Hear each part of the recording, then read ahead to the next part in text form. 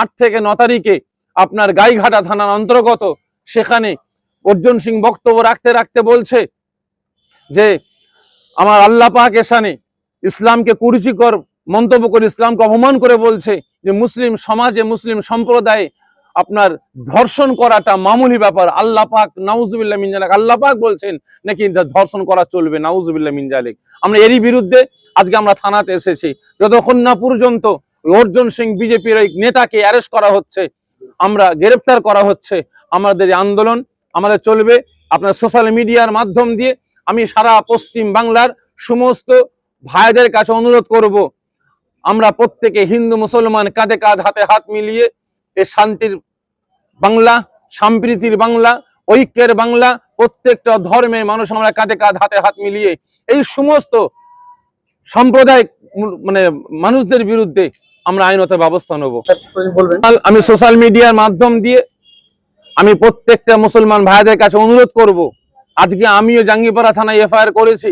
আপনারা প্রত্যেকের থানায় আপনারা গিয়ে আপনারা অর্জুন সিং এর বিরুদ্ধে আপনারা এফআইআর করুন। শুধু অর্জুন সিং বলে নয়, যারা ধর্মীয় ভাবাবেগে আঘাত দেবে, সে হিন্দুই হোক আর মুসলমানই হোক, যে ধর্মীয় আঘাত করুক না কেন, সেখানে হিন্দু মুসলমান ভেদাভেদ ভুলে গিয়ে কাঁধে কাঁধ হাতে হাত মিলিয়ে একসাথে তাদের বিরুদ্ধে আইনত ব্যবস্থা নিন, তাদের বিরুদ্ধে থানায় এফআইআর করুন।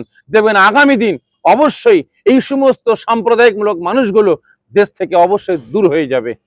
না যে আজকে ইসলামের পাওয়ার কতটা, ইসলামের আইনের ক্ষমতা কতটা।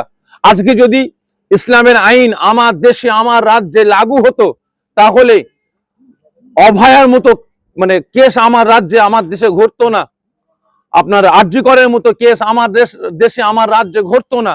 আজকে ইসলাম বলছে, শরিয়াত বলছে, যে ধর্ষণ করবে তাকে গলা পর্যন্ত পুঁতে তাকে পাথর নিক্ষেপ করে করে তাকে সেই মার্ডার করে দাও, কতল করে দাও। ইসলাম কতল করতে বলছে। ইসলাম বলছে চোর চুরি করেছে তার হাত কেটে দাও, তার পা কেটে দাও। ইসলাম বলছে কতল করেছে তার বিপরীত তাকে কতল করে দাও। যদি এই আইন যদি লাগু হতো, তাহলে আমার দেশে, আমার রাজ্যে এই ধর্ষণ, মারামারি, কাটাকাটি, খুনোখুনি আমি বলবো আর হতো না। এরা জানা নেই ইসলাম সম্পর্কে।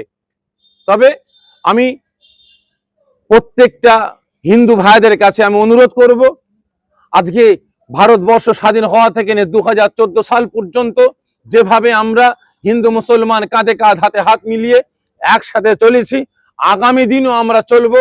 এই দুনিয়া ধ্বংস হওয়ার আগ পর্যন্ত আমরা চলবো।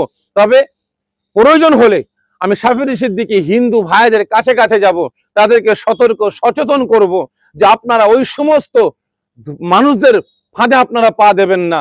কারণ এরা নিজেদের ব্যক্তিগত স্বার্থের জন্য, নিজেদের চেয়ারকে রক্ষা করার স্বার্থে আজকে এরা ধর্মীয় ভেদাভেদ শুরু করে দিয়েছে। আজকে হিন্দু মুসলমানের ধর্মগুলোকে, এতদিন মানুষগুলোকে বলি করেছে, এতদিন মানুষগুলোকে মার্ডার করেছে। এরা আজকের দিনে, বর্তমান দিনে মানুষ হাতে পিস্তল নিচ্ছে না, ওদের হয়ে হাতে লাঠি নিচ্ছে না, ওদের হয়ে হাতে বোম নিচ্ছে না।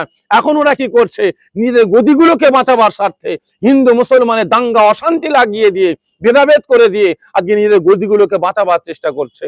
অবিলম্বে প্রত্যেকের কাছে অনুরোধ করব, প্রত্যেকটা ধর্মের মানুষের কাছে, আসুন কাঁধে কাঁধ হাতে হাত মিলিয়ে আমাদের শান্তি সম্প্রীতি ভারতটাকে আমরা সুন্দর করে